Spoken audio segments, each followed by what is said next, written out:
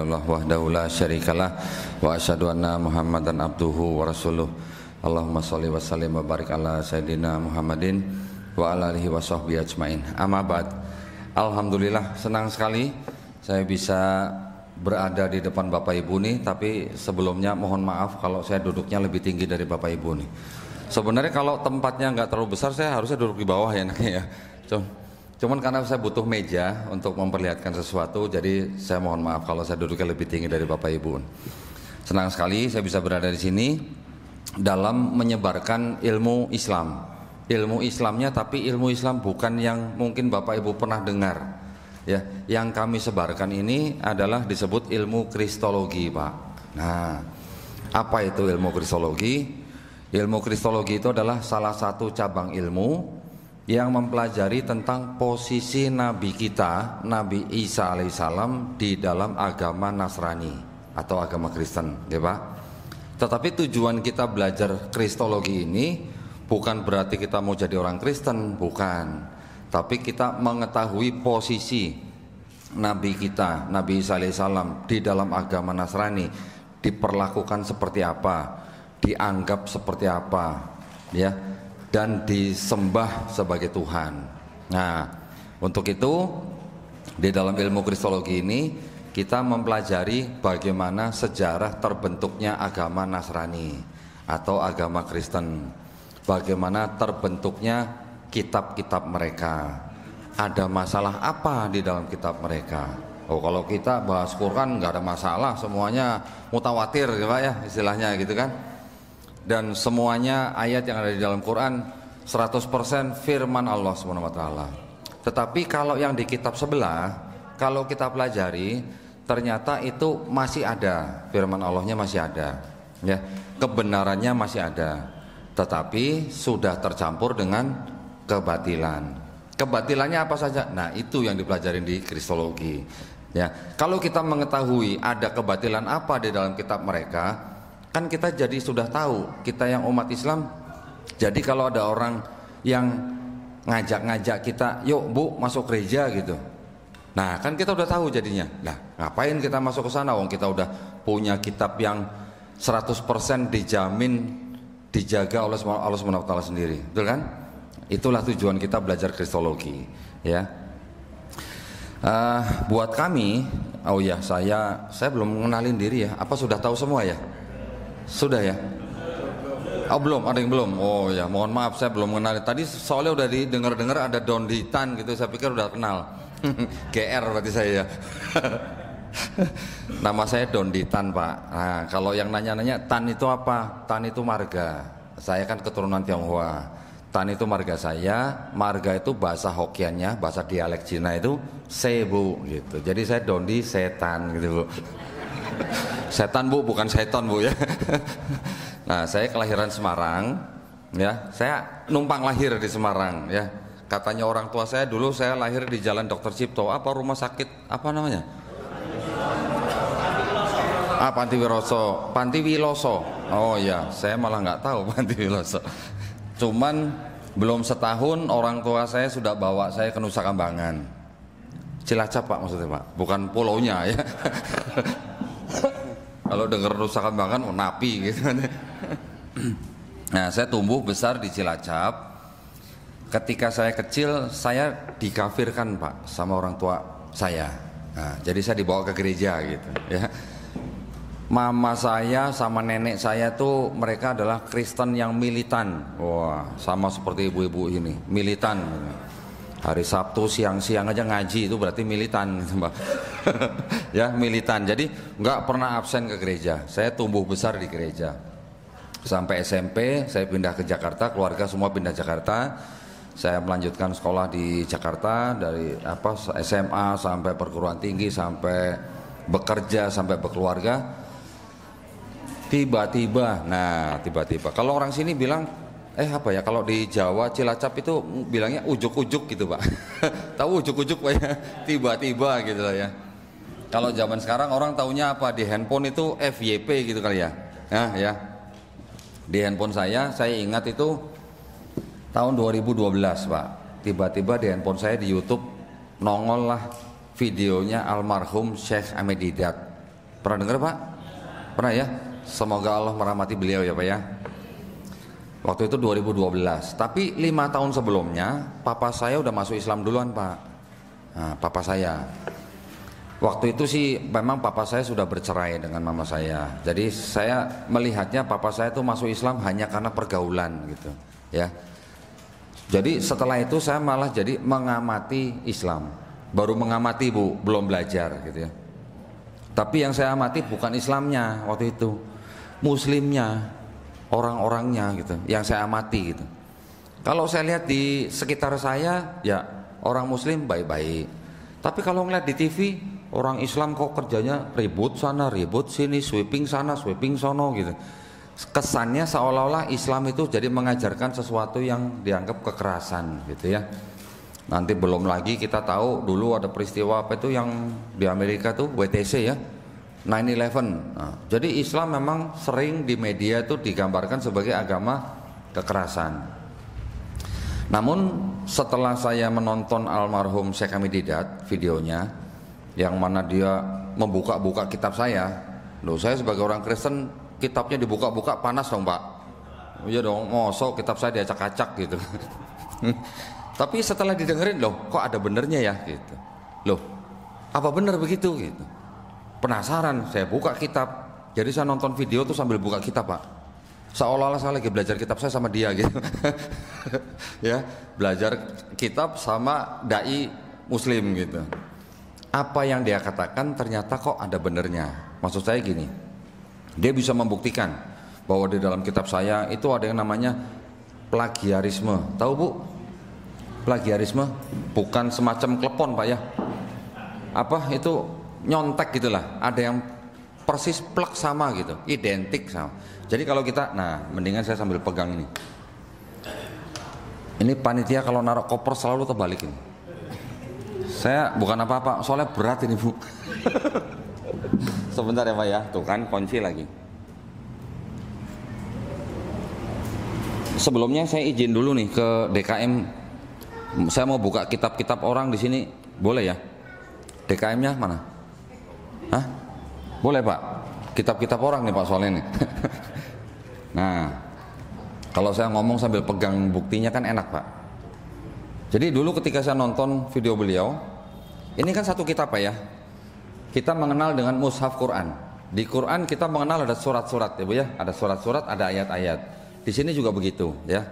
Quran kita berapa surat Bu? Oh 114, Masya Allah, Alhamdulillah. Ini kitabnya orang Kristen Protestan Bu. Nah, ini ada 66 surat. Ya, saya ngomong pakai surat ibu langsung paham gitu ya. Nanti kalau saya ngomong kitab ibu bingung. Ya, ternyata di dalam satu kitab ini itu ada 2 surat yang berbeda. Itu ayat-ayatnya bisa persis plek sama Bu. Plek sama ya, maksudnya kalimatnya sama, tanda bacanya sama. Jadi bukan pengulangan seperti yang tadi dibaca oleh qori kita. Kalau di Quran surat Ar-Rahman tadi kan membaca ada beberapa kalimat yang diulang-ulang gitu kan. Tapi diulang-ulang itu kan seperti Allah Subhanahu wa taala tuh ingin seperti menegaskan, nih ingat nih ingat gitu kan. Seperti mengajari anak kecil gitulah gitu ya. Tapi kalau yang di sini 2 surat yang berbeda, itu belasan ayat bahkan puluhan ayat itu sama persis plek, tanda bacanya pun plek sama, identik gitu. Itu yang namanya plagiarisme. Jadi kalau gitu kan timbul pertanyaan, ini surat A yang nyontek surat B atau surat B yang nyontek surat A gitu kan? Kan begitu jadinya. Nah, ini berarti penulis yang ini nulis yang nyontek yang ini atau penulis yang ini nyontek yang ini gitu. Kalau begitu apakah ini dua-duanya firman Tuhan atau firman Tuhan yang terulang atau firman Tuhan yang bagaimana gitu ya? Itu pertama. Yang kedua, di dalam kitab suci saya ternyata waktu itu setelah saya dengarkan paparan dari almarhum Syekh Hamid Didat, ada ayat-ayat yang ikhtilafan. Tahu Pak ikhtilafan ya? Bertentangan, kontradiksi. Kalau di Quran ada kontradiksi nggak Bu? Hah? Di Quran ada ikhtilafan nggak Bu? Masa coba buka Bu, Quran surat An-Nisa 82. Coba yang punya aplikasi Quran buka. Quran surat An-Nisa ayat 82. Coba tolong dibacain. Ada ikhtilafan nggak di situ? Nah, ibu-ibu pada dak-dikduk nih. Waduh. Ayo Bu, ini pasti udah pada jago-jago nih baca Qurannya nih. Sambil saya nyolong minum nih. Nah, sambil minum.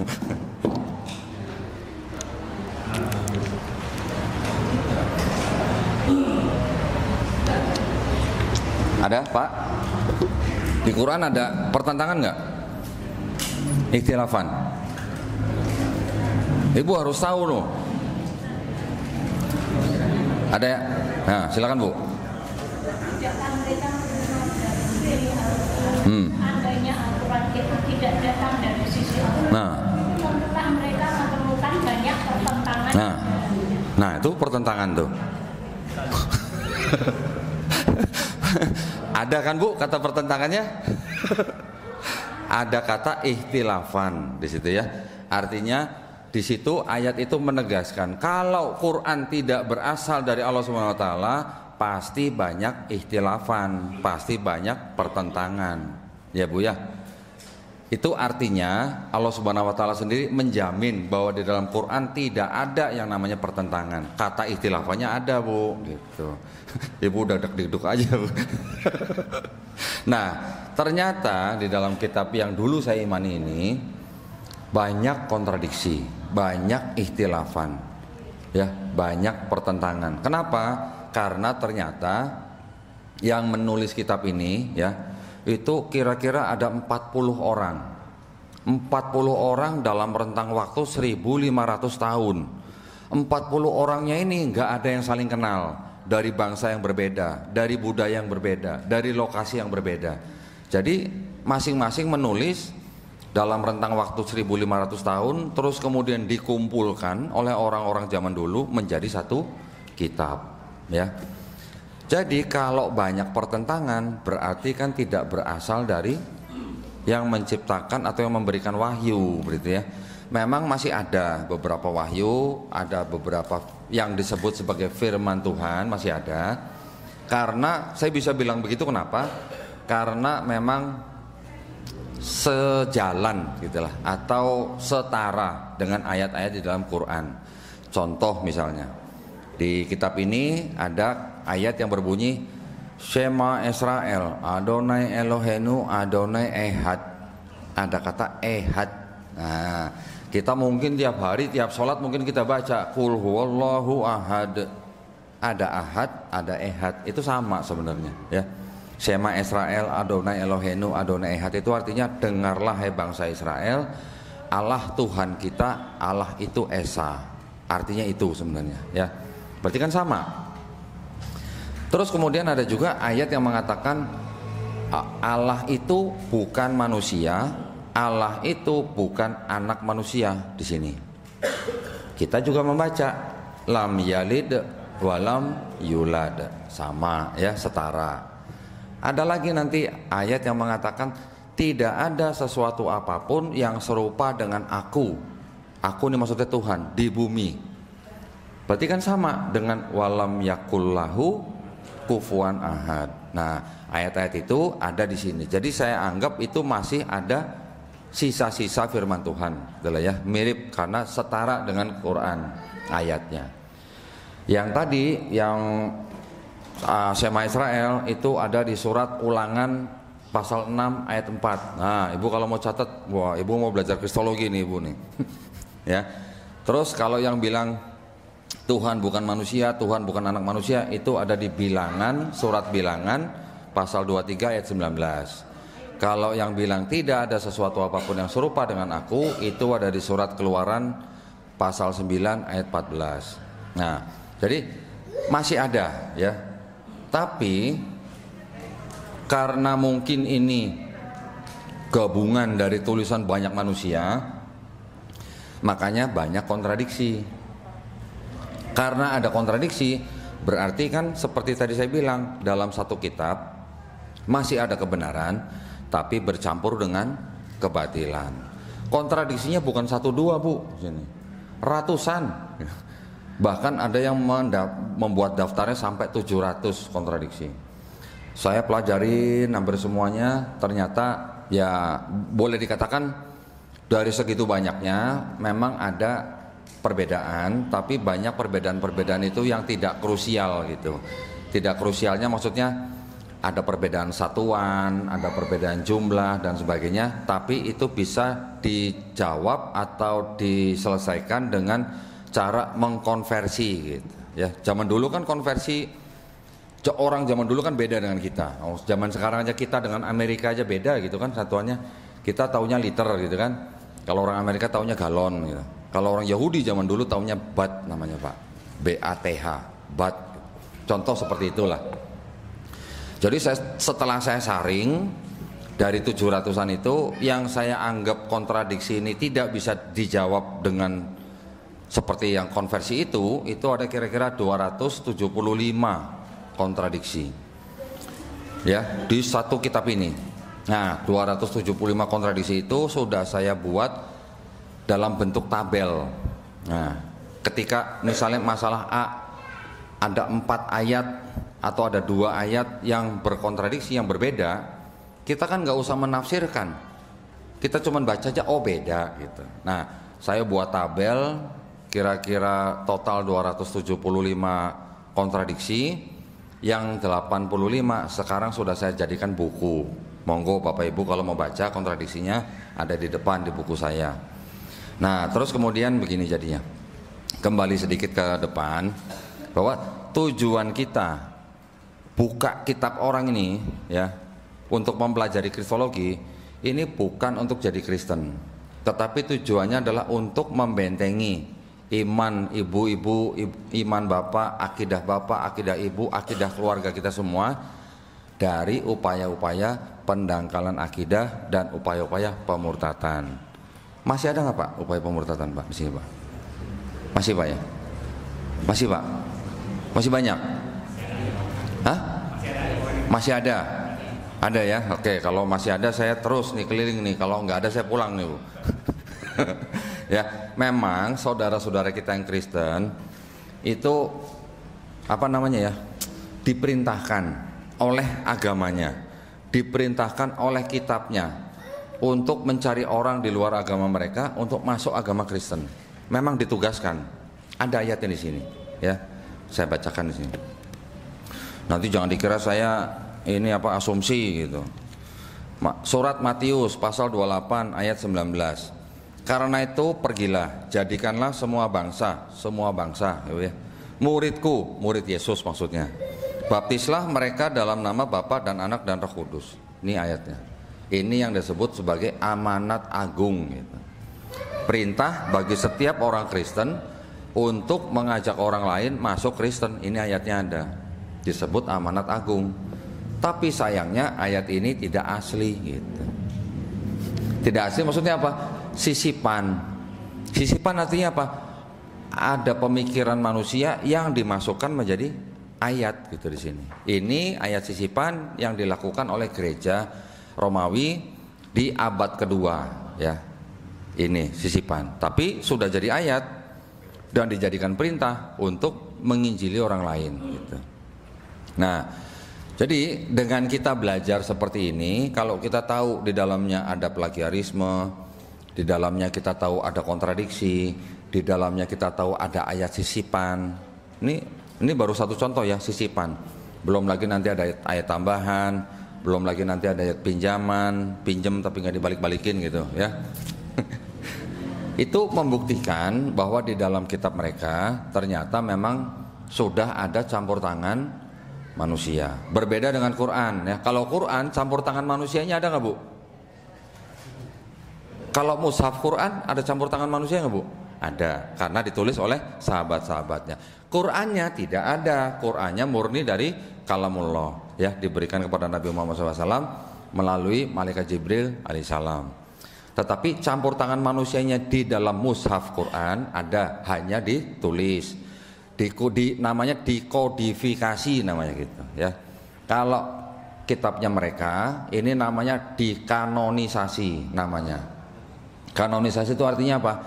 Surat-suratnya sudah ada, sudah menjadi surat-surat ya, surat-suratnya sudah ada, tinggal dipilih sama pemuka agama mereka dulu waktu di abad-abad keempat, dipilih gitu. Oh yang ini cocok masuk sini, ini cocok masuk sini, ini nggak cocok buang, ini nggak cocok buang, ini cocok masuk. Itu namanya dikanonisasi, Bu, ya. Kalau Quran itu bukan dikanonisasi tapi dikodifikasi. Dikodifikasi itu maksudnya gimana? Sahabat-sahabat waktu itu membuat sebuah tim komite, wah ya, komite dipimpin oleh Zaid bin Sabit 2 kali. Pada zaman sahabat Abu Bakar radhiyallahu anhu dan juga pada zaman sahabat Utsman bin Affan radhiyallahu anhu. 2 kali kodifikasi ini artinya mereka menerima surat-surat bahan media dari sahabat-sahabat yang lain yang mungkin mencatat ayat Quran itu mungkin di pelepah pohon kurma misalnya, atau di kulit binatang, atau di tulang binatang, dibawa ke komite ini, dibacakan di depan komite. Komitenya ini orang yang hafal Quran semua gitu. Gak bisa kalau dia ngomongnya beda sedikit, wah udah tolak gitu pasti. Kalau dia membacakannya benar, sama catatannya benar, baru diterima sebagai ayat. Nah komite ini kan yang pernah hidup bareng Nabi, dan jaraknya gak jauh dari Nabi, hanya 2 tahun, tidak sampai 2 tahun setelah Nabi wafat. Komite ini yang memfilter ayat-ayat itu, mengumpulkan ayat-ayat itu sehingga dijadikan satu mushaf. Nah itu namanya proses kodifikasi, beda gitu ya dengan ini. Kalau ini ada unsur apanya ya, ada unsur kalau ceritanya nggak sama nggak terima. Kalau ceritanya istilahnya tidak sesuai, tolak. Tapi walaupun begitu, yang sudah dikumpulkan ini, yang sudah menjadi satu kitab ini pun juga masih banyak kontradiksi gitu ya. Tapi alur ceritanya masih sama. Yang berbeda-beda itu adalah detail-detailnya. Nah itu sekilas ya Pak ya, sekilas tentang kitab mereka yang isinya kurang lebih seperti tadi saya ceritakan.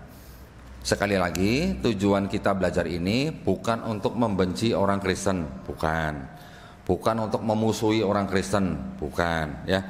Tapi karena mereka melakukan upaya pemurtatan kepada kebanyakan orang-orang Islam, makanya kita perlu tahu ilmu ini supaya kita tidak mudah dimurtadkan gitu. Nanti jangan ibu lagi masak di dapur misalnya, disamperin sama orang Kristen bawa kitab seperti ini, Bu kami mau memberitakan kabar keselamatan gitu misalnya.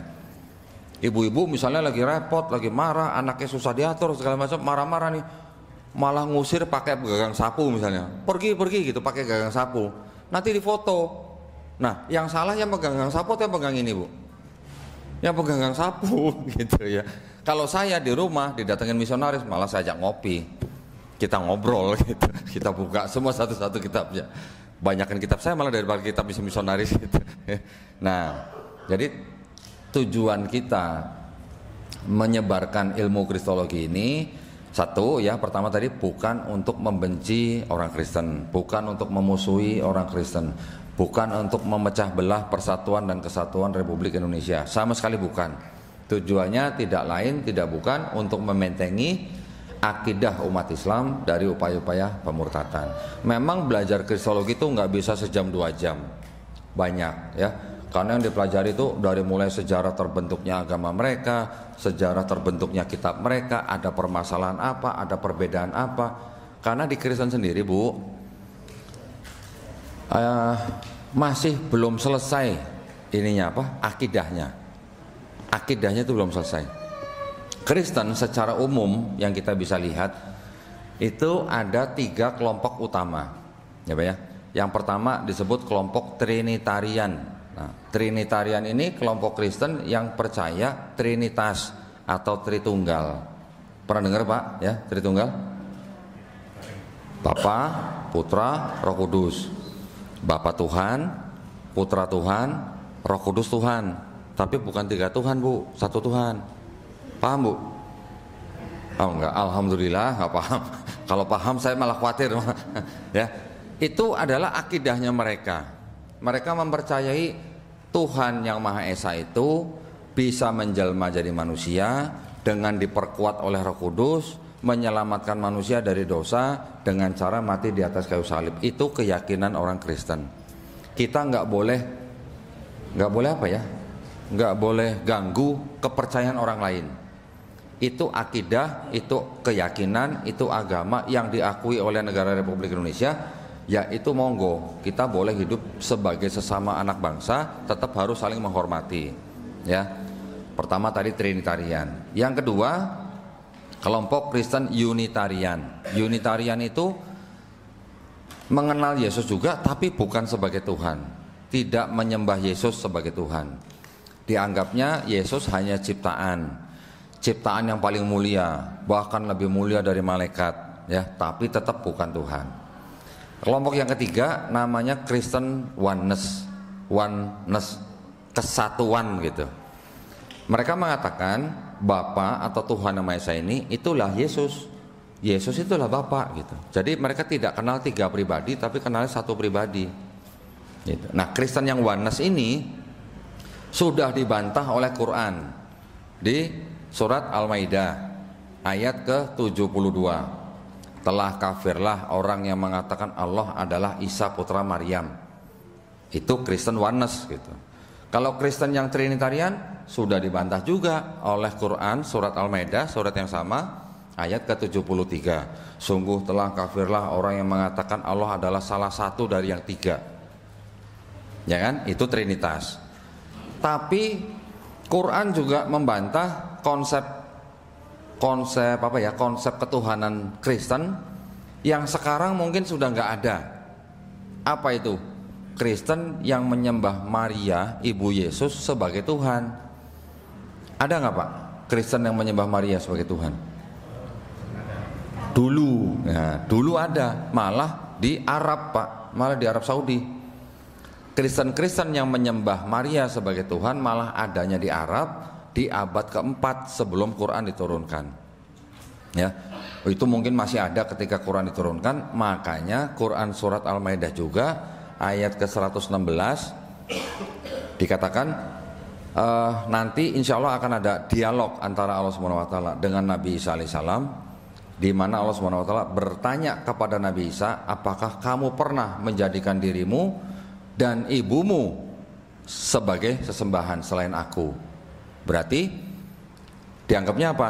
Tiganya itu apa? Allah, Nabi Isa alaihissalam, dan Maryam. Tiga kan? Ada nanti orang Kristen yang baca Quran, wah itu Quran salah itu. Kok Trinitasnya kok Allah, Isa, Maryam? Kalau di Kristen Trinitas itu kan Bapa, Putra, dan Firman. Nggak ada Maryam gitu. Yang ngomong begitu nggak tahu kalau dulu ada Kristen yang nyembah Maria sebagai sesembahan juga gitu Pak. Namanya apa? Kristen apa? Namanya Kristen Koliridianisme, ya. Atau ada juga Kristen yang menyembah Maria itu namanya Mariamite. Jadi ada dulu zaman dulu. Nah itu disesatkan oleh gereja yang berkuasa pada saat itu. Ditetapkan Maria bukan Tuhan, Maria itu Theotokos, bunda penghantar Tuhan ke bumi gitu. Tuhan mau ke bumi perlu diantar gitu. Nah, ya perlu dilahirkan. Ya nggak apa-apa Bu, itu kan kepercayaan mereka Bu ya. Sekali lagi kita harus menghormati ya. Jadi hal-hal seperti ini kalau kita pelajari, kita tahu, nah kan kita jadi makin kuat akidahnya. Kita makin kuat supaya tidak mudah dimurtadkan mereka gitu, ya kan? Ini kira-kira, ini saya udah bicara berapa? Hampir setengah jam ya. Kira-kira dari Bapak Ibu ini ada banyak pertanyaan nggak? Kira-kira? Banyak kira-kira yang mau tanya mengenai kristologi? Kalau banyak, mendingan kita banyakin sesi tanya jawab, atau saya lanjutkan sampai 1 jam ceramahnya? Lanjutkan aja ya. Oke, baik kalau gitu. Nah, lanjut lagi. Sekarang saya ingin menyinggung sedikit tentang kitabnya orang Kristen. Kitabnya orang Kristen ini yang disebut, yang ditulis oleh mereka dengan tulisan apa nih? Kebaca nggak Bu? Alkitab, tulisannya Alkitab ya Pak ya. Saya dan teman-teman yang sudah mempelajari agama mereka dan juga kita juga memandang agama mereka dari kacamata Islam berdasarkan Quran dan Sunnah, saya menganjurkan, menghimbau ibu-ibu, bapak-bapak jangan sebut ini dengan sebutan Alkitab. Ya, jangan sebut ini Alkitab. Juga jangan sebut ini Injil. Kenapa? Pertama, karena Al-Quran kita nama lainnya juga Alkitab. Betul, Pak? Nah, kalau Al-Quran kita nama lainnya Alkitab, jangan sebut ini Alkitab. Nanti takut ketuker gitu. Nanti kalau orang Kristen datang bilang, nih Alkitab. Sama kan Al-Quran juga Alkitab. Nah, ya, maksud saya gitu. Yang kedua, di dalam Al-Quran kita sering membaca Allah Subhanahu wa taala sudah memberikan kitab-kitab Taurat, Zabur, Injil. Betul? Kepada Bani Israel. Kirain kepada Bani Indonesia. Enggak, bukan ya. Kepada Bani Israel. Saya ingin menyatakan dulu begini ya, supaya Bapak Ibu punya perspektif yang sama ya. Mudah-mudahan ya. Yang disebut dengan kitab Taurat, Zabur, Injil itu adalah wahyu-wahyu yang diturunkan Allah Subhanahu wa taala kepada nabi dan rasulnya untuk Bani Israel pada zaman itu. Setuju, Pak? Setuju, Pak? Kalau disebut wahyu, bentuknya seperti apa, Bu? Kalau wahyu? Wahyu itu kan pesan atau pengetahuan yang diterima oleh nabi dan rasulnya, yang langsung masuk ke dalam kolbu nabi, kemudian nabi dan rasulnya itu mengajarkan kepada suatu kaum. Itu kan wahyu ya, Pak ya? Kalau kitab apa? Kalau kitab apakah pasti begini? Enggak juga ya. Hah? Enggak juga. Nah, kalau kitab dalam bahasa Arab, apalagi dalam konteks di Quran, kata kitab itu sebenarnya artinya memang bisa wahyu yang dibukukan, tapi juga bisa artinya apa? Hukum, ketetapan, aturan, perintah. Dari siapa? Dari Allah Subhanahu wa taala kepada suatu kaum tertentu. Ya. Jadi kalau ada kitab Taurat diberikan kepada Bani Israel, apakah Nabi Musa menulis kitab seperti ini terus diberikan kepada Bani Israel? Bukan, ya. Artinya kitab dalam konteks satu hukum tertentu namanya hukum Taurat itu bisa berbentuk pesan yang diteruskan oleh Nabi kepada Bani Israel. Bisa juga ini sejauh yang kita bisa imani sebagai Taurat dalam bentuk fisik ya, yang bisa dilihat dan dipegang, itu menurut saya hanya 2 luh batu yang dipahat oleh Nabi Musa ketika beliau menerima wahyu di Bukit Tursina, kemudian dibawa ke Bani Israel. Kan dalam bentuk 2 luh batu ya. Paling jauh itu yang disebut dengan fisiknya kitab Taurat. Ya. Setelah dihancurkan, mana lagi? Nggak ada lagi, gitu ya. Begitu juga dengan Nabi Isa alaihissalam menerima kitab Injil. Apakah Nabi Isa alaihissalam ketika masih bayi digendong sama ibunya menerima buku dari langit?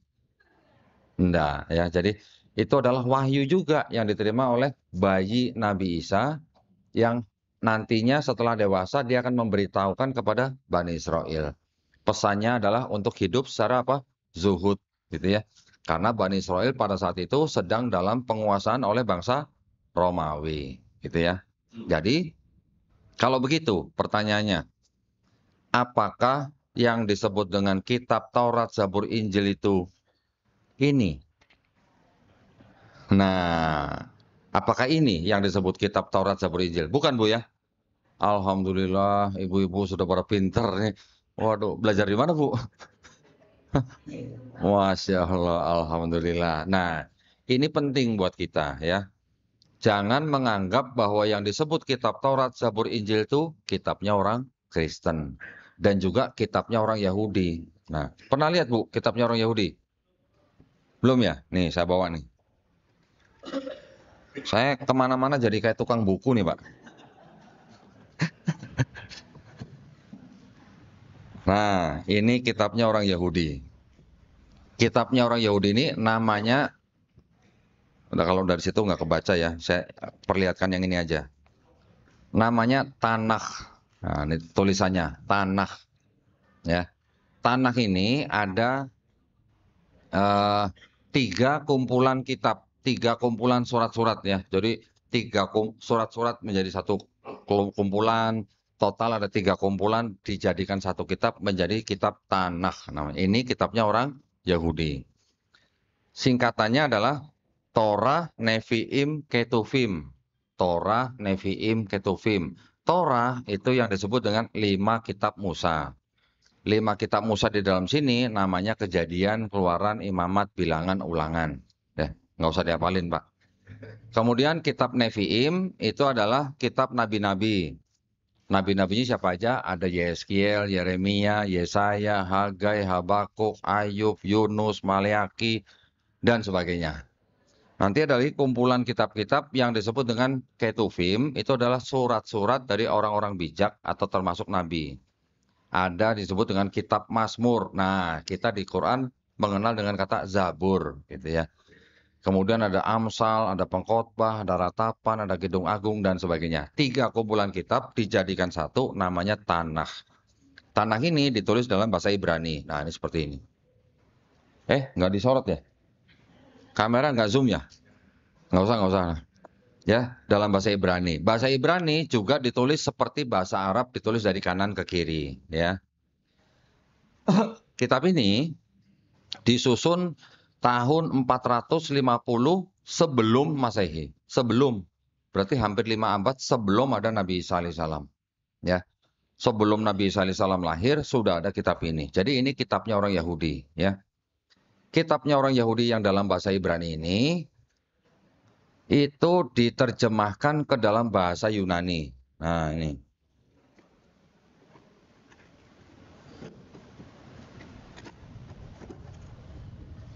Nah, ini. Diterjemahkan ke dalam bahasa Yunani menjadi namanya Kitab Septuaginta. Kitab Septuaginta ini diterjemahkan ke bahasa Yunani atas perintah Raja Ptolemy II di Mesir. Di Mesir loh ya, bukan di Palestina loh. Di Mesir. Kenapa? Karena di Mesir itu, di kota Alexandria, memang waktu itu sedang menjadi pusatnya ilmu pengetahuan. Ada perpustakaan besar di sana yang dibangun oleh Raja Ptolemy II, sehingga dia ingin membaca kitabnya orang Yahudi dalam bahasa Yunani. Kok di Mesir pakai bahasa Yunani? Nah, kan pertanyaannya gitu. Karena tidak hanya di Mesir, Palestina, Persia, Babilonia, bahkan sampai ke Asia Kecil dan sebagainya, daerah situ namanya daerah Mediterania, memang sedang dalam penguasaan Yunani.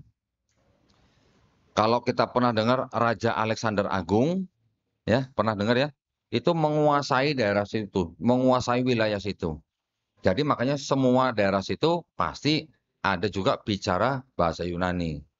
Dan juga mereka juga berada di bawah budaya Yunani. Budaya Yunani itu apa? Namanya budaya Helenisme. Helenisme, tahu Bu? Helenisme Bu? Pernah dengar? Nggak pernah dengar.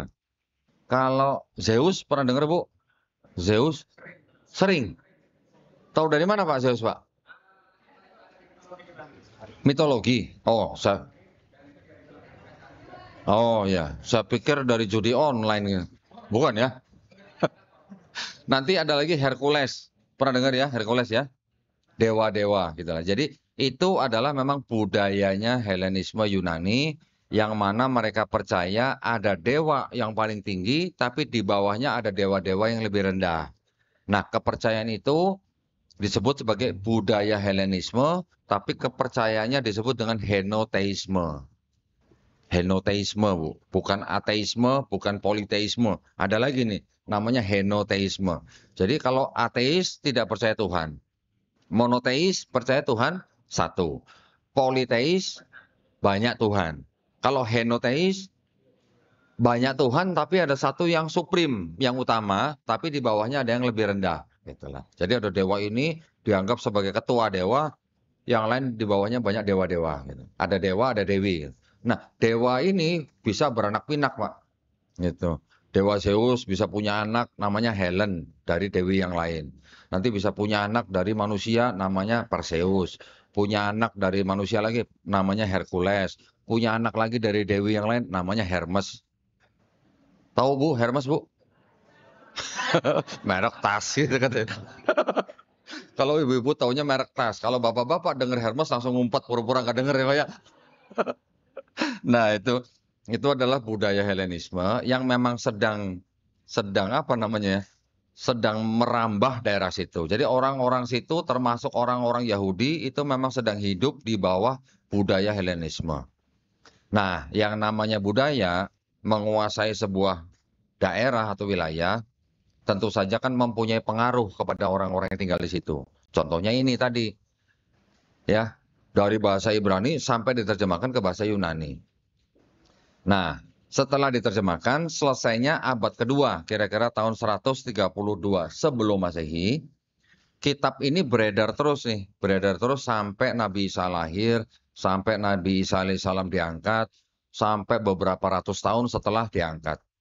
Kira-kira di abad kedua, ketiga, keempat, terjemahan Yunani ini itu diresensi namanya, terjemahannya diresensi. Diresensi itu artinya apa ya? Dikritik terjemahannya. Ya boleh dikatakan diubah-ubah gitulah ya. Diubah-ubah. Sama siapa? Sama bapak-bapak gereja Kristen awal nih di abad-abad kedua, ketiga, keempat.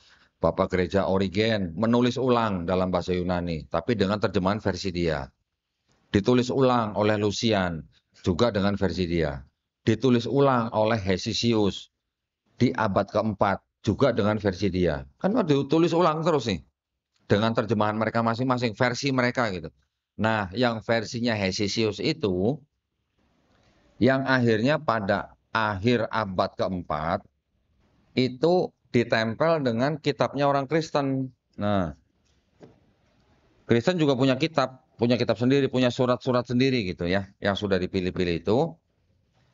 Yang kitab-kitabnya orang Kristen itu ditulis kira-kira dari pertengahan abad pertama sampai pertengahan abad kedua. Kitab-kitab orang Kristen ini yang disebut dengan Perjanjian Baru. Nah, di akhir abad keempat, yang ini disebut Perjanjian Lama, yang ini disebut Perjanjian Baru. Ini ditempel jadi satu begini. Nah, ini jadi kitabnya orang Kristen. Sudah diterjemahkan ke bahasa Latin, Jerman, Belanda, Inggris, sampai Indonesia jadinya ini. Gitu ya. Terus masalahnya di mana? Gitu. Ada masalah apa dengan kitabnya orang Yahudi ini? Masalahnya tadi ketika kitab yang ini sudah diubah-ubah terjemahannya. Memang terjemahannya perubahannya tidak drastis, tidak banyak. Hanya beberapa kata gitu yang diubah di sini. Tapi gara-gara diubah itu, pandangannya ya, atau maknanya, atau apa ya, perspektifnya, tafsirnya gitulah. Antara ini dan ini jadi berbeda. Yang ini tadinya bicara tidak ada urusannya dengan Yesus atau Nabi Isa alaihissalam. Tapi ketika sudah diresensi oleh orang Kristen, kitab ini seolah-olah menjadi bicara tentang kedatangan Yesus di kitab yang ini. Kenapa? Karena yang menulis ini pun juga mengutip-ngutip dari sini. Gitu. Hampir 1000 ayat ada di Perjanjian Baru, itu ayat-ayatnya dikutip dari sini. Kalau orang Kristen bilang, kitab kami itu diinspirasi oleh Roh Kudus. Gitu. Kata mereka, Pak, diinspirasi oleh Roh Kudus. Tapi 1000 ayat ini diambil dari sini. Berarti itu diinspirasi oleh Roh Kudus atau diinspirasi oleh ini? Gitu. Sedangkan yang ini terjemahannya sudah diresensi. Karena sudah diresensi, jadi seolah-olah kitab ini bicara tentang Yesus di sini. Ya, ini yang menjadi perbedaan antara kitabnya Yahudi dan kitabnya orang Kristen. Berarti yang menciptakan Kristen siapa? Ya Yahudi juga. Yang menciptakan Kristen ya orang-orang Yahudi yang memang pada saat itu sedang hidup pada zaman budaya Helenisme. Ya, Zeus punya anak dari manusia, Hercules. Hercules disebut setengah manusia, setengah dewa. Di Kristen, Bapak punya anak dari Maria, namanya Yesus. Yesus disebut sepenuhnya manusia, sepenuhnya Tuhan. Mirip nggak, Pak? Mirip nggak, Pak? Mirip. Cuman detailnya memang jauh lebih bagus Kristen gitu. Ya, kalau tulisan-tulisan mitologi Yunani itu kan kebanyakan yang menulis tuh orang-orang yang sudah beberapa ratus tahun sebelum Masehi. Siapa? Contohnya misalnya Homer. Homer yang menulis mitologi, misalnya tentang kota Trojan. Pernah dengar, Pak? Kota Trojan? Nanti ada lagi Cyril, penulis juga Yunani. Penulis-penulis itu tulisan-tulisannya juga ada yang masuk ke dalam sini. Ya. Satu penulis yang disebut dengan surat Markus mengutip dari tulisan Homer. Homer 700 sampai 800 tahun sebelum Masehi. Wah, lebih tua lagi dari ini, gitu ya. Tulisan-tulisan yang sudah ratusan tahun diadopsi dan ditulis ulang, tapi diganti-ganti tokohnya. Nah, namanya diganti-ganti. Ceritanya mirip, tokohnya diganti, nama tempatnya diganti. Metode mengutip itu namanya metode mimesis. Gitu. Pernah dengar, Bu? Mimesis, saya juga baru dengar kemarin. Ya, ternyata sedalam itu kristologi itu, ya. Banyak sekali dan luas sekali. Nah, makanya kita juga harus berhati-hati dalam mempelajari kristologi. Jangan sampai kita lepas dari akidah Islam. Yang paling penting itu. Makanya belajar kristologi ini bukan fardu ain, tapi ini fardu kifayah. Tetapi kalau asal mengetahui, boleh dong, asal ada kajian seperti ini, hanya mengetahui, tidak mempelajari secara dalam, boleh-boleh saja. Sebagai pengetahuan kita, supaya kita tidak mudah dimurtadkan. Itu ya tujuannya ya. Nah, sebelum, sampai jam 2 nih ya, Mas. Sampai jam 2 ya? Sampai jam 2 termasuk situ atau saya aja? Hah? Oh, saya aja. Oke. Berarti kalau gitu gini, saya akan berikan gambaran yang lebih dalam sedikit. Yang di sini setelah menjadi, nah ini anggap ini udah jadi ini. Nah, anggap udah jadi ini. Yang di sini dengan ini, berarti separohnya kitab ini, yang indeksnya warna hitam ini, ya, ini kan ada indeks nih, warna hitam. Ini aslinya dari sini, asalnya. Ya, asalnya. Yang merah itu yang ini, gitu. Perjanjian baru. Yang hitam perjanjian lama. Nah, terus kalau kita lihat, kita pelajarin lagi, ternyata seperti tadi awal saya bilang bahwa ternyata kitabnya orang Yahudi ini juga masih mengajarkan sesuatu yang tauhid gitu. Ya. Tadi kan saya sebutkan beberapa ayat. Berarti antara perjanjian lama dan perjanjian baru ini sudah terjadi kontradiksi. Kontradiksi dalam arti apa? Perbedaan konsep ketuhanan. Kalau yang di sini tidak ada yang namanya Trinitas tuh nggak ada, Pak. Tidak ada ceritanya Tuhan bisa jadi manusia gitu, nggak ada. Jauh gitu ya. Tetapi ketika masuk ke dalam kitab Kristen yang ini sebenarnya juga bisa dibagi lagi. Gitu. Ada 4 surat yang namanya Matius, Markus, Lukas, Yohanes yang menceritakan tentang Yesus dari lahir sampai disalib sampai diangkat lagi. Di situ sebenarnya boleh dikatakan ya, kalau kita baca ini dengan teliti nih, ajaran Yesus di dalam 4 surat itu juga sebenarnya bukan ajaran Kristen. Kok bisa begitu? Karena Yesus nggak pernah mengajarkan Trinitas di 4 surat itu. Ya, Yesus tidak pernah mengajarkan akidah Kristen gitu, nggak pernah. Yang Yesus ajarkan tuh akidah yang dari sini gitu. Dan yang dilakukan oleh Yesus pun juga mengikuti aturan hukum yang di sini. Hukum Taurat katanya. Ya. Buktinya apa? Yesus bilang di Matius 5 ayat 17. Jangan kamu menyangka kalau aku datang untuk meniadakan hukum Taurat. Aku datang bukan untuk membatalkan hukum Taurat, tapi untuk menggenapinya. Sebelum langit dan bumi hancur, 1 iota. Iota tuh bahasa Ibrani, huruf yang paling kecil gitu. Sebelum langit dan bumi hancur, 1 iota pun tidak akan dihilangkan. Yesus bilang begitu di 4 surat itu. Yesus juga bilang, kalau kamu tidak bertobat, kamu tidak akan masuk kerajaan sorga. Sama seperti di sini. Di sini juga ajarannya, kalau mau selamat, bertobat. Kalau mau berdosa, itu yang mati. Yang bertobat, yang selamat. Sama, Yesus juga mengatakan begitu di sini. Perbuatannya Yesus apa? Yesus juga disunat, sama seperti di sini. Yesus juga puasa, sama seperti di sini. Yesus juga nggak makan babi, sama juga di sini. Yesus juga sholat. Sholatnya sujud, ada di sini ayatnya.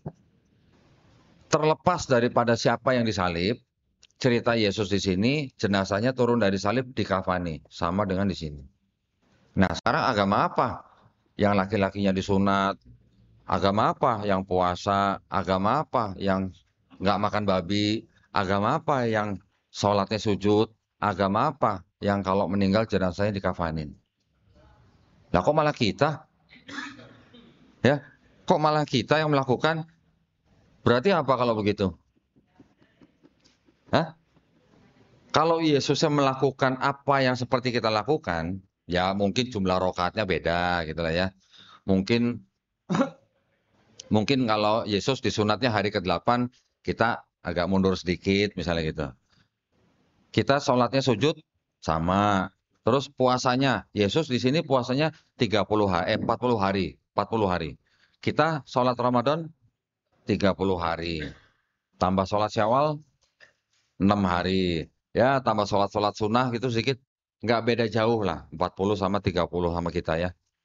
Artinya apa? Berarti kalau begitu Yesus Muslim. Muslim dalam arti Yesus masih mengikuti syariatnya Nabi Musa alaihissalam. Muslim dalam arti Yesus akidahnya Tuhan cuma satu, nggak ada Trinitas. Karena Yesus nggak pernah ngajarin Trinitas di sini, Pak. Gitu ya. Yesus sendiri juga mengajarkan kepada bangsa Israel, ikutilah ajaran ahli-ahli Taurat dan orang-orang Farisi, tapi jangan ikuti kelakuannya. Nah, Yesus bilang orang Farisi itu orang munafik, mengajarkan Taurat tapi tidak melakukan. Gitu. Yesus nih, Yesus memanggil ahli-ahli Taurat itu dengan sebutan apa? Hai kamu keturunan ular beludak, gitu katanya.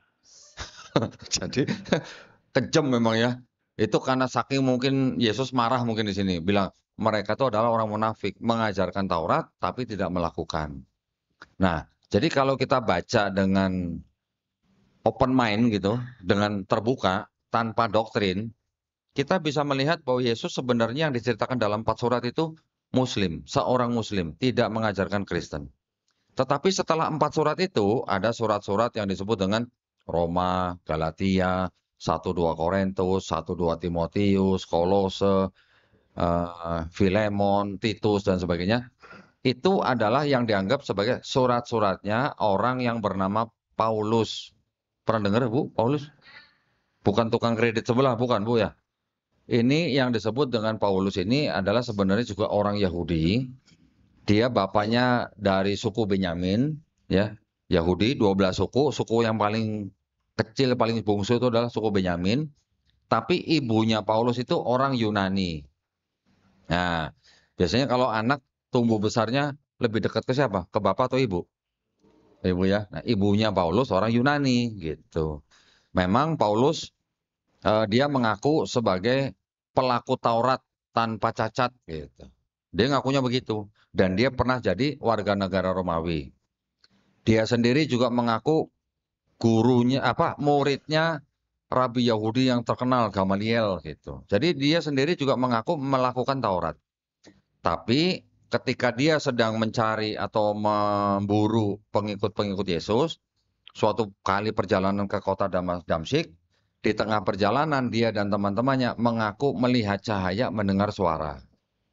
Di tengah perjalanan, gitu Pak. Dia mendengar suara itu, dia bilang itu suaranya Yesus gitu. Saul, Saul, mengapa engkau menganiaya aku? Gitu. Ini pengakuannya Paulus gitu ya. Nama dia sebelum jadi Paulus itu adalah Saulus. Gitu. Nah, setelah kejadian itu, dia mengaku bertobat dan berbalik menjadi pengabar atau pewarta Yesus, menceritakan tentang Yesus. Dia juga mengangkat dirinya sendiri sebagai rasul. Beda Pak sama rasul dalam Islam, beda ya. Kalau rasul di sini itu artinya hanya pengikut Yesus. Tapi kalau rasul di Islam kita kan nabi yang menerima risalah. Jadi ketika Paulus sudah mengaku sebagai rasul, dia memberitakan tentang Yesus, tetapi dia membuat ide dan gagasan baru, ya. Dan dia menempatkan dirinya menjadi rasul untuk orang-orang non-Yahudi. Kepada orang Yahudi, Paulus bilang, kalian harus tetap hidup di bawah hukum Taurat.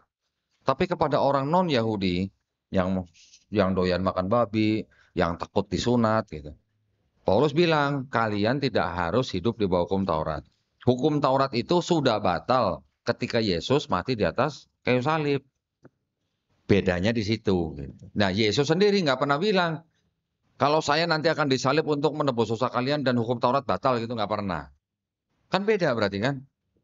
Yesus bilang, kalau kamu nggak bertobat dan menjadi seperti anak kecil, kamu nggak selamat. Paulus bilang, dosa yang dilakukan oleh Hawa, ya istrinya Adam, itu sudah menjalar kepada setiap keturunan Adam. Jadi setiap manusia yang lahir sudah bawa dosa waris gitu. Dapat warisan kok dosa gitu Bu ya. Orang mah dapat warisan tanah gitu kan. Jadi menurut Paulus, setiap manusia sudah punya dosa. Karena sudah punya dosa, makanya tidak bisa bersatu kembali dengan Tuhan. Karena tidak bisa bersatu kembali, makanya dibilang Tuhannya sendiri yang menjelma jadi Yesus menebus dosa manusia. Ini ajarannya Paulus. Berarti nggak sama ajarannya Paulus dengan ajaran Yesus itu sebenarnya nggak sama. Nah, kalau begitu yang menciptakan Paulus, yang menciptakan Kristen sebenarnya adalah Paulus, bukan Yesus. Gitu ya. Jadi kalau ada orang Kristen mengatakan Kristen adalah pengikut Yesus gitu. Nggak tepat sebenarnya. Kalau ngikut Yesus, sunat, sholat, sujud, puasa, nggak makan babi, ya, ngikut kalau mati nanti dikafanin, itu ngikut Yesus. Tapi kalau karena mereka tidak melakukan itu, mereka masih makan babi, mereka nggak disunat, ada yang disunat tapi nggak banyak. Itu pun disunat bukan karena agama, tapi karena alasan kesehatan. Sama seperti saya dulu. Saya dulu masih Kristen juga sunat, tapi alasannya karena kesehatan. Ada yang sholat nggak Kristen? Ada, tapi juga sebagian kecil, ya, sebagian kecil. Ada yang puasa nggak? Ada, tapi juga tidak apa ya, tidak umum gitu untuk orang Kristen puasa selama 1 bulan. Jadi bisa kita simpulkan sebenarnya Kristen itu adalah ajaran Paulus. Kalau ada Kristen bilang kami pengikut Yesus, enggak. Saya bilang kamu pengikut Paulus, tapi kamu penyembah Yesus. Gitu. Ya, mereka menyembah Yesus sebagai Tuhan, tapi mereka tidak mengikuti ajarannya, tapi mereka mengikuti ajaran Paulus. Sebenarnya Paulus juga boleh dikatakan tidak 100% gitu ya, menganggap Yesus itu sama dengan Bapa, Paulus, dari ayat-ayatnya. Tetapi gereja yang memodifikasi ajaran Paulus, dimodifikasi sampai akhirnya di abad keempat dikatakan bahwa Yesus punya hakikat yang sama dan setara dengan Bapa. Setara itu artinya co-equal, co-eternal. Oh, bahasa Semarangnya gitu. Ya. Jadi dianggapnya Yesus benar-benar punya hakikat yang sama dengan Bapa. Nanti bisa bertentangan lagi dengan ayatnya. Di sini Yesus pernah ditanya, kapan hari kiamat? Malaikat aja nggak tahu, anak pun nggak tahu, yang tahu cuma Bapa. Anak nggak tahu kapan hari kiamat, yang tahu cuma Bapa, tapi dikatakan Yesus setara sama Bapa. Gimana? Berarti kan nggak setara, gitu loh maksudnya. Ya, jadi itu adalah modifikasi dari gereja lagi dengan konsili-konsili yang memakan waktu ratusan tahun. Ratusan tahun loh, bukan setahun 2 tahun. 325 Konsili Nicea menetapkan Yesus sebagai Tuhan. 381 Konsili Konstantinopel menetapkan Roh Kudus sebagai Tuhan. 431 Efesus menetapkan Maria sebagai Theotokos. 451 Kalsedon menetapkan Yesus punya sifat ganda, sepenuhnya manusia, sepenuhnya Tuhan. 553 Konstantinopel II menetapkan bagaimana memisahkan sifat ganda Yesus tanpa meninggalkan Kristusnya. Pusing-pusing itu, Bu. Nanti tambah lagi 681 Konstantinopel III menetapkan Yesus punya satu kehendak apa 2 kehendak. Tambah lagi 787 Nicea II menetapkan bagaimana menyembah Yesus sebagai ikon. Dari 325 sampai 787 berapa tahun tuh? 400 tahun lebih untuk membentuk dan meneguhkan akidah mereka. Itu pun hanya untuk Kristen yang Trinitarian. Belum lagi nanti yang tadi, yang Unitarian sama yang Oneness, ada lagi. Ya, itu sejarah daripada terbentuknya agama Kristen, bagaimana akidah mereka terbentuk, karena ada pengaruh tadi Helenisme, dan juga karena digandeng oleh Romawi, sehingga Kristen yang tadinya awalnya tumbuhnya di kotanya tuh Antioquia. Pertama kali tuh Antioquia. Antioquia tuh sekarang tuh di Turki. Ya. Terus kemudian tumbuh menjadi agama Kristen karena Paulus yang dibolak-balik ke Palestina, ke Yerusalem, sehingga tumbuh agama Kristen di daerah itu sebagai persaudaraan, ya, persaudaraan antara orang Kristen. Tetapi mereka sudah punya saingan yaitu Yahudi. Tapi ketika digandeng sama Romawi, dijadikan agama di Romawi menjadi agama negara, baru Kristen mulai berkembang. Ya. Jadi ketika di Palestina Kristen adalah agama persaudaraan, ketika dibawa ke Romawi menjadi institusi, menjadi agama negara gitu, institusi. Ketika dibawa ke Yunani menjadi filosofi. Ketika dibawa ke Amerika jadi industri. Gitu. Loh kalau Natal kan industri Pak ya. Berapa miliar dolar itu kalau sekali Natal ya kan. Nah kira-kira begitu. Saya berharap dengan adanya kajian-kajian seperti ini, Bapak Ibu jangan sekali-kali mudah terpengaruh dengan ajakan Kristen untuk masuk agama Kristen. Ya, kalau, nah ini saya penting nih, saya pengen punya perspektif yang sama nih dengan Bapak Ibu nih. Kalau ada profesor atau akademisi yang mengatakan agama samawi itu ada 3, Yahudi, Kristen, Islam. Saya mau tanya sama Bapak Ibu nih, sebagai orang Islam, agama samawi ada berapa Bu? Hah? 2. Berapa Pak? 1. Harus bilang 1 Bu, harus berani bilang 1. Kenapa? Karena di Quran kita kan ada ayat, Inna dina indallahil Islam. Berarti nggak ada agama lain yang berasal dari Allah SWT kecuali Islam. Berarti agama samawi cuma 1. Kalau orang akademisi, orang dari kalangan sekolah, universitas dan segala macam yang mengatakan agama samawi ada 3, Yahudi, Kristen, Islam, ya itu silakan aja mereka yang ngomong. Tapi kita sebagai orang Islam harus meyakini bahwa agama yang diturunkan Allah SWT cuma 1, Islam. Sama seperti yang diturunkan dari mulai sejak zaman Nabi Adam alaihissalam sampai zaman Nabi Isa alaihissalam, baru disempurnakan kepada Nabi Muhammad SAW dengan Quran dan sunnahnya. Cuma 1 agama, cuma Islam. Nabi Ibrahim alaihissalam sendiri berpesan kepada anaknya apa? Jangan mati kecuali dalam keadaan Islam. Betul kan? Anak-anaknya juga begitu. Sampai kepada Nabi Isa alaihissalam, kepada Hawariyun juga mereka menyebut dirinya sebagai Muslim. Muslim artinya apa Bu? Hah? Berserah diri. Orang-orang yang berserah diri kepada penciptanya. Gitu ya.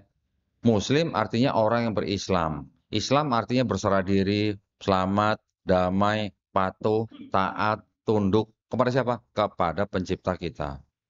Gitu ya. Baik, ini udah jam 2. Saatnya tanya jawab. Saya mohon maaf kalau ada kata-kata yang kurang berkenan. Yang salah datangnya cuma dari saya, yang benar datangnya hanya dari Allah Subhanahu wa taala, ya. Saya berdoa mudah-mudahan kita semuanya dilindungi dan dirahmati Allah Subhanahu wa taala ya. Amin ya rabbal alamin. Silakan dimulai sesi tanya jawab. Ada hostnya nggak? Atau mau langsung tunjuk tangan? Silakan Pak. Mic-nya.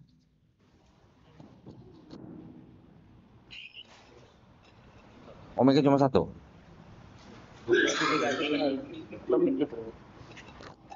Dicabut aja.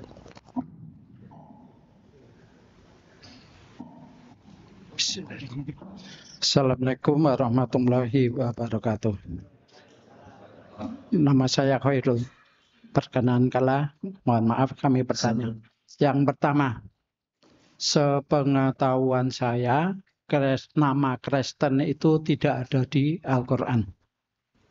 Sepengetahuan saya, nama Kristen itu tidak ada di Al-Quran. Benarkah itu? Setahu saya Nasrani, Nasoro. 1. Yang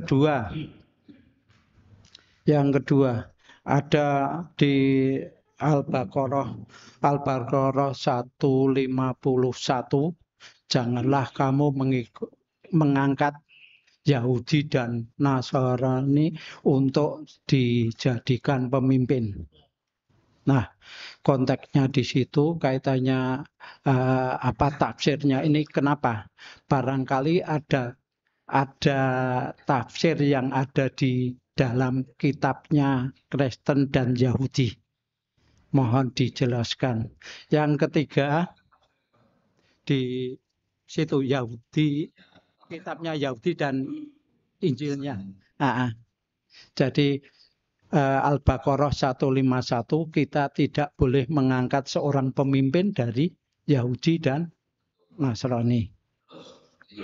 Nah, apakah Yahudi dan Nasrani sudah menuliskan di situ, sehingga umat Islam nanti, kita umat Islam akan dibawa yang tidak lurus.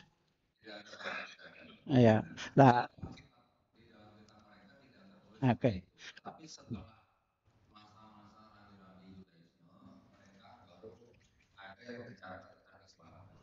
Ya, nanti minta ditafsirkan kenapa Al-Baqarah 120, sorry. Terus yang ketiga, dan mereka berkata, jadilah kamu penganut Yahudi atau Nasrani, niscaya kamu mendapat petunjuk. Katakanlah tidak. Jadi ada ungkapan, saya seharusnya mengikuti Isa, Nabi Isa. Tapi kenapa di Al-Baqarah 135 ini niscaya kamu ini saya bacakan. Dan mereka berkata, jadilah kamu penganut Yahudi atau Nasrani, niscaya kamu mendapat petunjuk. Katakanlah tidak. Dan seterusnya. Ini di sini kalau di Al-Imran 67, Ibrahim bukanlah seorang Yahudi dan bukan pula seorang Nasrani, tetapi dia adalah seorang yang lurus Muslim dan dia tidaklah termasuk orang-orang yang musyrik. Jadi kok menurut saya, kalau ada ungkapan saya mengikuti Isa, itu kalau menurut konteks ini, ayat ini kok kurang pas. Saya mengikuti Nabi Ibrahim. Itu pendapat saya, mohon diluruskan kalau salah. Terima kasih. Assalamualaikum warahmatullahi wabarakatuh.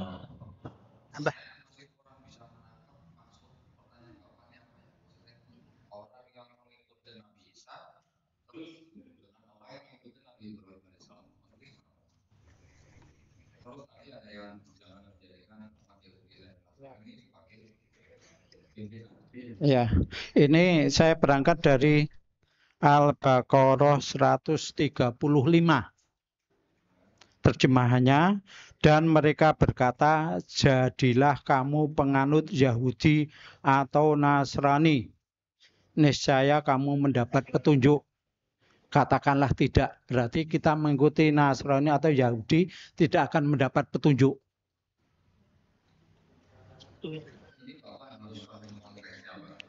Ya.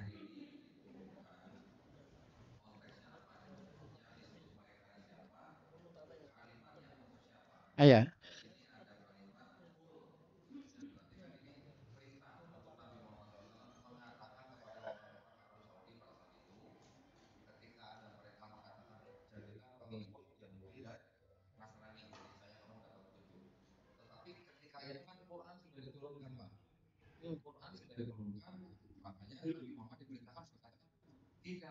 Mengikuti agama Ibrahim yang lurus.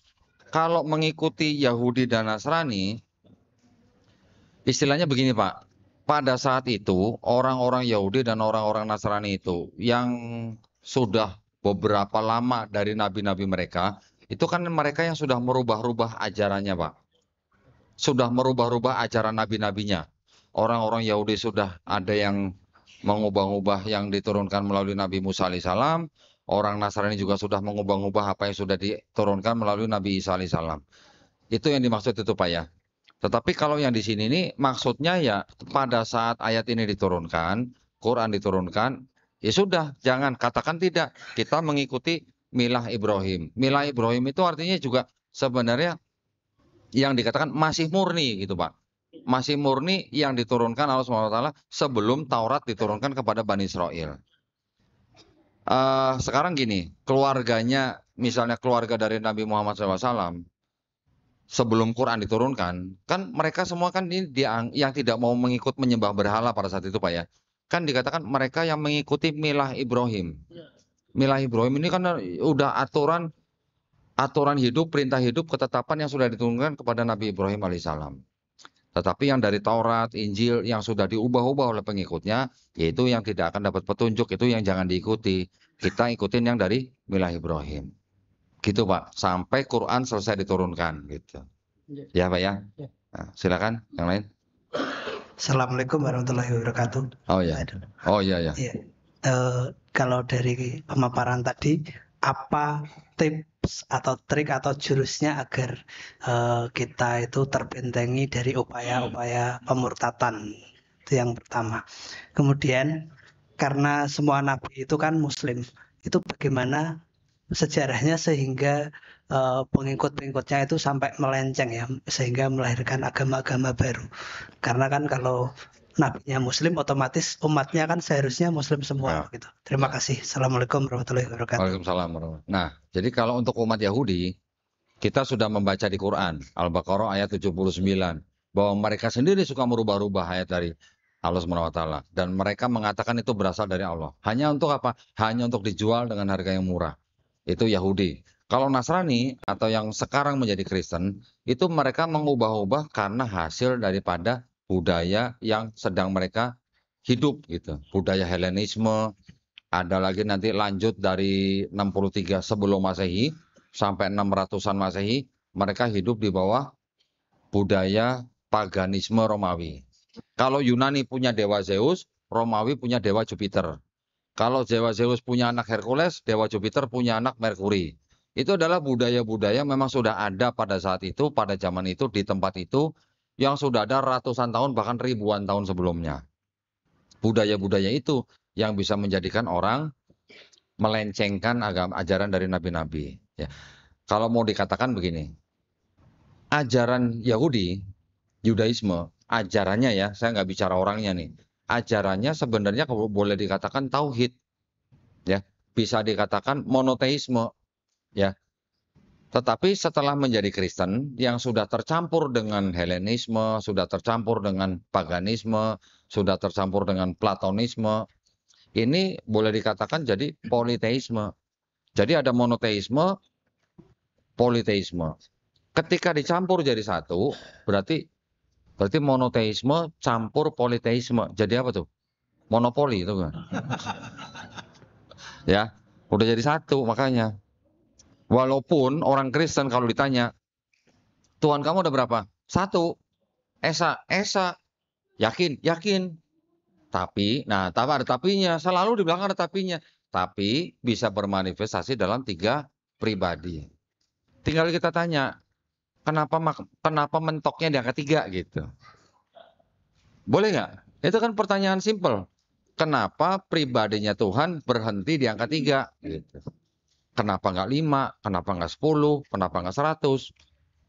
Apakah nggak mungkin ada Tuhan lain yang sedang ngintip di planet lain gitu? Kan bisa begitu kan? Namanya pribadi kan? Bahasa Inggrisnya kan persons gitu. Mereka nanti akan bilangnya juga bingung ya, karena memang udah dari sononya begitu. Tapi sebenarnya ada, kalau kita urut sampai dari mulai ilmu filsafat, filosofinya, ternyata seorang filsuf Aristoteles mengatakan begini. Menurut perkataan orang-orang Pitagoras, nah, yang belajar matematika pasti tahu Pitagoras. Ya, Pitagoras tahu kan? Segitiga itu kan? Menurut orang-orang Pitagoras, alam semesta ini dibatasi dengan 3. Awal, tengah, akhir. Dengan menggunakan hukum itu, kami gunakan untuk menyembah dewa-dewa kami, kata Aristoteles. Berarti 3 itu memang sudah settingan dari orang-orang sebelumnya. Ya. Di Sumeria mereka juga menyembah dewa yang triad. 3 tapi 1, 1 tapi 3. Babilonia juga sama, Persia juga sama, India juga sama kan, Trimurti. Mesir ada juga, ada Horus, Osiris, Isis. Di Eropa juga walaupun mereka menyembah Dewi Madonna yang tubuhnya 1, tetap aja mukanya 3 gitu. Semuanya 3 gitu. Ya, jadi memang udah sudah ada, saya pernah baca buku, sudah ada 16 dewa yang disalib dan dijadikan juru selamat sebelum Yesus. Berarti Yesus yang ke-17 gitu. Di dalam agama Kristen. Ya. Nah, kalau tips dan trik ketika kita misalnya berdialog dengan mereka, yang paling penting kita harus tahu asal-usul kitab mereka. Di dalam kitab mereka sendiri banyak kontradiksi. Dari konsep ketuhanannya saja sudah kontradiksi. Dari konsep keselamatannya sudah kontradiksi. Dari konsep Mesiasnya sudah kontradiksi. Jadi judulnya adalah orang Yahudi dan orang Kristen punya konsep ketuhanan yang berbeda, punya konsep keselamatan yang berbeda, punya konsep Mesias yang berbeda. Tapi kitabnya Yahudi dipakai sama Kristen. Yang berhak menafsirkan Quran siapa, Pak? Siapa, Pak, yang berhak menafsirkan Quran? Islam. Ulama Islam, ahli tafsir Islam. Yang berhak menafsirkan kitabnya orang Kristen yang perjanjian baru aja siapa? Orang Kristen, pendeta Kristen, atau ahli tafsir Kristen. Yang berhak menafsirkan kitabnya orang Yahudi siapa? Ya orang Yahudi, rabi Yahudi. Tapi yang terjadi di sini, orang Kristen menafsirkan kitabnya orang Yahudi dengan kacamata Kristen. Jadinya kitab Kristen.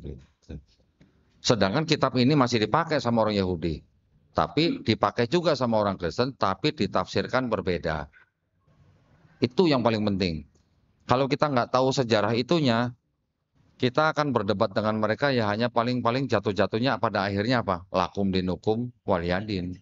Mereka mau nyembah pohon pisang juga kan nggak ada yang bisa ngelarang. Iya kan? Jadi artinya keyakinan itu tidak bisa dipaksakan. Kita juga di dalam Islam adalah ikraha fiddin. Tetapi kalau saya bisa membuktikan misalnya di dalam kitab ini, di dalam kitab mereka atau ini kontradiksi, saya bisa buktikan puluhan bahkan ratusan. Di dalam kitab ini ada ayat tidak otentik. Kalau istilah kita ada ayat yang tidak sahih gitu. Gimana? Mau buktinya, Pak? Mau lihat nggak buktinya? Mau. Nah ini Bu, lihat tebelnya. Ini sama ini, kan beda jauh. Ya kan? Kalau ini kitab yang dipunyai oleh jemaat. Ya. Ini yang dibawa-bawa ke gereja sama jemaat. Bawa kan begini gitu kan. Tapi kalau ini kan susah, bawanya tebal gini kan. Gimana bawanya kan susah. Kenapa ini lebih tebal dari ini? Karena di dalam sini selain ada ayat juga ada tafsir. Ada catatan kaki gitu. Namanya aja catatan kaki, Pak, tapi ditulis pakai tangan gitu. Ada yang bisa bacain? Ada yang mau baca? Ada yang berani baca? Sini, silakan Sat. Tenang Tat, baca ini nggak pakai bismillah, nggak pakai wudu, Pak. Tentu juga nggak apa-apa. Ini kitab suci Katolik, Pak ya. Biar saya buka aja. Di sini ada tertulis apa nih, Pak? Tidak untuk diperdagangkan. Tidak untuk diperdagangkan. Berarti tidak semua orang bisa punya ini. Ya, lah kok Doni dapat? Ada deh. Gitu. Kitab suci Katolik dengan pengantar dan catatan lengkap tahun 2009 dipersembahkan kepada umat Katolik Indonesia oleh siapa, Tat? Direktorat Jenderal Bimbingan Masyarakat Katolik Departemen Agama Republik Indonesia. Resmi nggak? Resmi nggak? Resmi dong. Resmi. Di seluruh kitab ini yang dianggap sebagai ayat yang mengajarkan konsep Trinitas itu cuma ada satu ayat yang jelas-jelas banget gitu ya. Trinitas kan tadi saya bilang ada Bapa, ada Firman atau Putra, ada Roh Kudus, dan ini satu Tuhan gitu, ya kan? Satu-satunya ayat yang mengajarkan itu ada di sini. Sebentar. Di surat 1 Yohanes pasal 5 ayat ke-7. Nah ini yang garis merah nih. Sebab ada 3 yang memberi kesaksian di dalam surga, Bapa, Firman, dan Roh Kudus. Dan ketiganya adalah satu. Dan ada 3 yang memberi kesaksian di bumi. Nah, di bawahnya ada ini Pak, catatan kaki ayat 7-8, kalimat di dalam surga sampai di bumi, keterangannya bagian ayat ini apa? Bagian ayat ini tidak terdapat dalam agak kecil nih kok.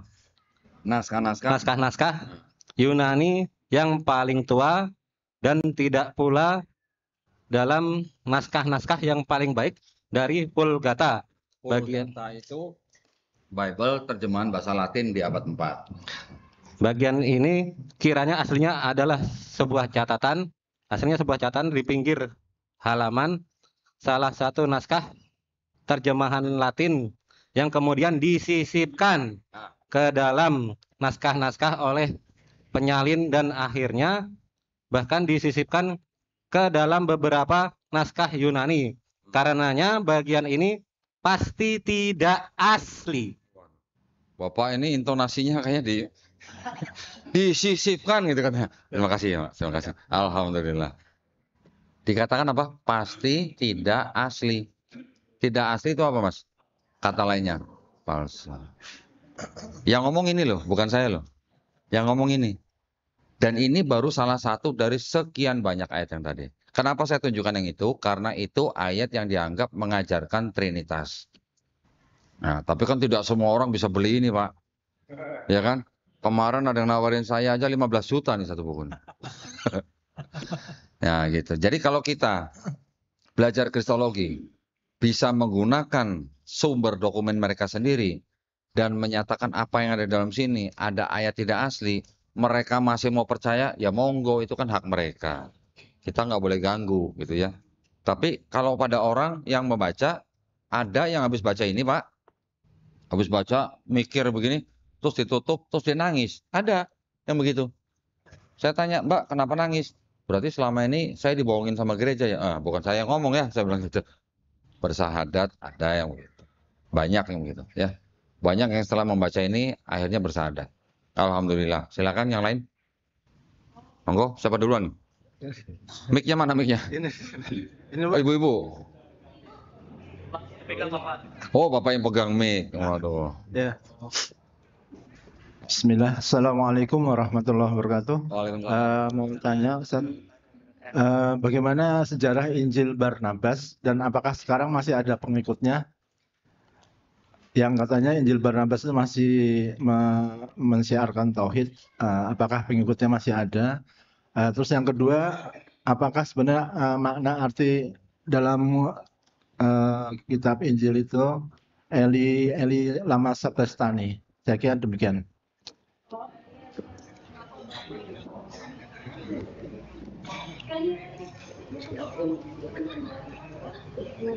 Eli apa? Lama sekali.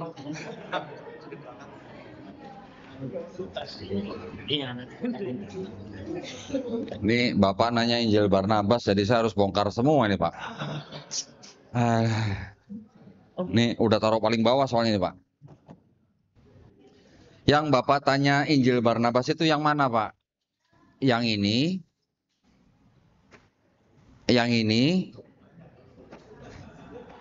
atau yang ini? Nah, ya, jadi itulah pentingnya kita mempelajari, Pak ya. Ini, Pak, yang disebut dengan Injil Barnabas itu ada 3, Pak. Yang pertama namanya Epistle of Barnabas, yang ini. Ini ditulis kira-kira abad kedua Masehi. Yang kedua namanya Acts of Barnabas, ditulis abad kelima Masehi. Yang ketiga itu yang ini, Gospel of Barnabas. Ini yang ditulis katanya abad ke-13 Masehi, diterjemahkan ke bahasa Itali abad ke-15, diterjemahkan ke bahasa Spanyol abad ke-16. Mungkin yang Bapak tanya ini, ya, karena ini yang sering dibahas orang, bahwa katanya ini yang menyebutkan akan ada nabi lagi yang bernama Ahmad. Betul, Pak? Yang nulis ini katanya ini, Pak, katanya. Yang nulis ini orang Muslim, Pak. Ya. Yang kedua, yang nulis ini tidak tahu tradisi Yahudi. Yang ketiga, di dalam Gospel ini, yang disebut Al-Masih itu Nabi Muhammad SAW, bukan Nabi Isa alaihissalam. Itu, tak. Jadi sesuai nggak dengan Quran? Yang disebut Al-Masih Nabi Muhammad SAW, bukan Nabi Isa alaihissalam. Sesuai nggak, Pak, dengan Quran, Pak? Hah? Sesuai nggak, Pak? Tidak. Nah, kalau tidak, makanya saya nggak pernah bahas, Pak, ini, Pak. Karena ini juga bukan dokumen Kristen, juga bukan dokumen yang diterima oleh jumhur ulama. Ini bukan dokumen resmi Islam gitu. Ini hanya tulisan orang-orang yang mungkin pada zaman itu ingin menyampaikan sesuatu melalui tulisannya, yang untuk menandingi atau sedang berbantah-bantahan dengan kalangan Kristen. Mungkin, Pak ya. Tapi dia menyebutkan Al-Masih Nabi Muhammad SAW, bukan Nabi Isa alaihissalam. Makanya saya nggak pernah bahas. Jadi kita jangan pakai ini sebagai rujukan gitu, Pak. Ya, Pak ya. Yang kedua apa tadi, Pak? Jadi lupa saya. Oh, Eli. Ya. yang disebut dengan kalimat Eli Eli lama sabachthani itu artinya Allahku Allahku mengapa engkau meninggalkan aku, ya. Itu ada di Perjanjian Baru, kitabnya orang Kristen. Kalau yang di Matius disebutnya Eli Eli lama sabachthani. Kalau yang di Markus Eloi Eloi lama sabachthani. Bedanya apa Eli Eli sama Eloi Eloi? Eloi Eloi itu bahasa Aramaik. Eli Eli itu bahasa Ibrani. Ya. Kenapa bisa ada tulisan seperti itu? Karena penulisnya, penulis surat itu sebenarnya sedang mengutip yang ada di kitabnya orang Yahudi, Pak. Diambil dari Mazmur pasal 22. Tulisannya apa? Eli Eli lama azabtani. Azabtani, bukan sabachthani. Artinya apa? Artinya mungkin sama. Allahku, Allahku, mengapa engkau meninggalkan aku? Tapi yang sabachthani ini dialeknya berbeda dengan yang azabtani. Yang beda dialeknya, Pak. Jadi itu sebenarnya hanyalah tulisan penulis gospel yang mengutip dari kitabnya orang Yahudi yang tadi saya bilang menggunakan kacamatanya Kristen. Kejadian Yesus disalib dianggap sama dengan nubuatnya Nabi Daud gitu. Padahal yang di kitab Mazmur 22 itu, yang dianggap Nabi Daud itu sedang curhat, Pak. Nabi Daud itu ceritanya sedang galau. Kenapa? Karena sedang dikhianati oleh orang-orang dekatnya. Dia mengatakan sedang galau, sedang berdoa kepada Tuhannya. Allahku, Allahku, mengapa engkau meninggalkan aku? Karena dia sedang dikhianati sama orang-orang dekatnya. Sama anaknya sendiri, sama penasehat dekatnya sendiri gitu. Dia sedang galau. Konteksnya beda dengan Yesus disalib. Gak ada hubungannya gitu. Tapi penulis yang ini mengutip dari sini. Seolah-olah Yesus sudah dinubuatkan oleh Daud gitu. Itu masalahnya, Pak. Ya. Paham, Pak? Silakan yang lain. Ya, mohon maaf ini waktunya habis, cuma kita beri kesempatan satu untuk yang kan? ibu-ibu. Sebentar, Mas. Tadi kan saya tanya, kira-kira banyak yang tanya nggak? Tadi nggak ada yang jawab, ya kan? Giliran ada 1-2 yang nanya, yang lain nyusul. Gitu. Tahu gitu, tadi jangan lama-lama kajiannya, mendingan banyakin tanya jawabnya, betul nggak? Betul. Silakan, ini silakan. siapa ibunya? Belakang apa depan, monggo? Bingung saya.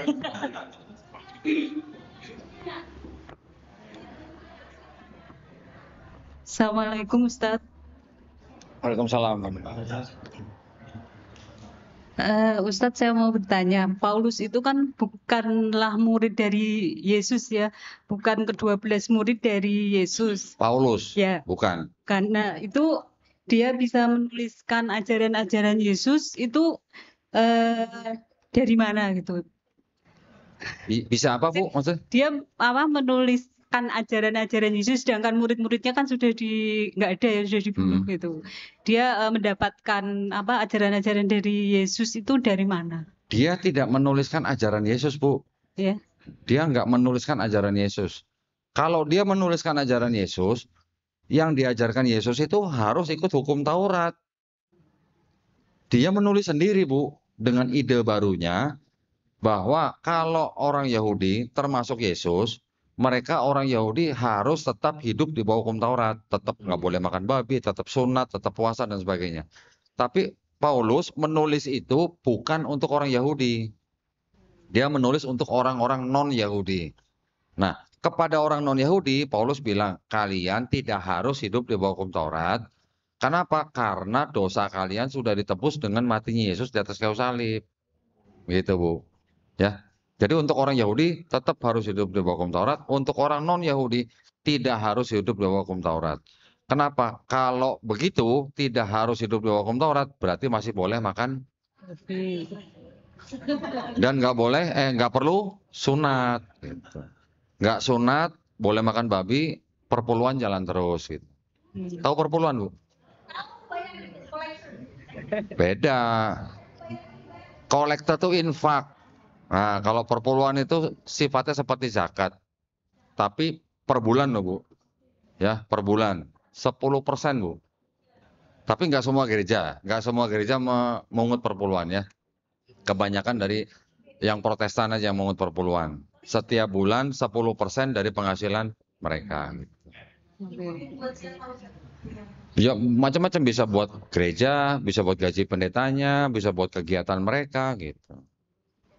10% main nggak Bu? Oke, terima kasih Ustadz. Yang kedua, kenapa di Bible itu dituliskan nama Tuhannya Yesus itu Allah ya, Allah Ya. itu mirip-mirip Iya. dengan kitab Alkitab, Al-Quran. Kenapa tidak dituliskan nama aslinya dari Yahudi, dari bahasa Ibrani ya, Yahweh atau Elohim gitu? Apakah itu untuk memasyarakatkan Bible atau gimana biar bisa diterima jadi Ini- mirip-mirip? Iya, ini kalau mau dijelaskan lagi bisa 2 jam lagi gimana? Nggak apa-apa. Kenapa di dalam kitabnya Kristen menggunakan kata Allah, tulisannya Allah ya Bu ya? Saya jawab langsung to the point aja, untuk menginjili orang Islam, dah gitu aja. Supaya cepet nih, kalau enggak nanti bisa 2 jam lagi nih. Bener ya, ada dokumen, sebuah dokumen peninggalan Belanda, ditulis kira-kira tahun 1936. Namanya tuh kalau nggak salah apa ya, Verhandelingen atau apa gitu. Verhandelingen nomor 82. Di salah satu paragrafnya ditulis bahwa memang pada waktu itu evangelisasi atau penginjilan Kristen di Indonesia itu memang harus digiatkan. Salah satu caranya dengan menggunakan kata Allah di dalam kitab mereka. Ya. Ada pepatah Belanda begini. Kalau kita mau menebang satu pohon yang besar itu, kita harus menggunakan kampak yang gagang kampaknya berasal dari pohon itu. Apa itu? Kata Allah. Dan nggak cuma kata Allah aja Bu yang ada di sini.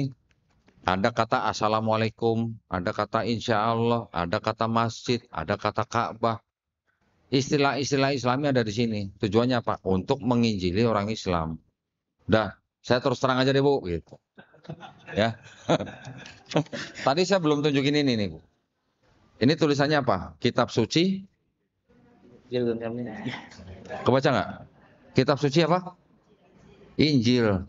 Kita tadi sudah bicara bahwa Injil yang dimaksud di sini bukan Injil yang diterima oleh Nabi Isa alaihissalam. Kenapa mereka pakai kata Injil? Kenapa mereka pakai kata nama ini nih? Sebentar. Nah, coba di zoom. Ini siapa nih? Namanya siapa nih? Kelahiran siapa nih? Isa Al-Masih. Kenapa mereka pakai kata-kata seperti ini, Tad? Ini kitab ini untuk dibagikan kepada orang Islam. Kalau sepintas mirip nggak sama Quran nih? Sepintas. Mirip kan? Tulisannya apa? Kitab suci Injil. Ini juga dibagikan kepada umat Islam. Tuh sama, tuh Isa sama Yesus tuh sama.